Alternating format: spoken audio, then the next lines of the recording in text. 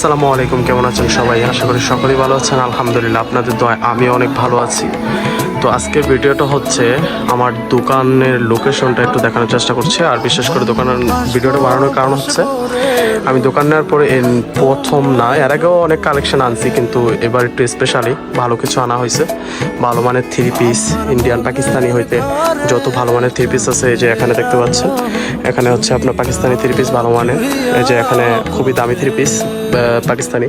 তারপরে এই যে এখানে টপস আছে, তো এখানেও থ্রি পিস আছে, এখানেও থ্রি পিস, এই যে এখানেও থ্রি পিস, কম দামি থ্রি পিস হইতে বক্সের থ্রি পিস। তারপর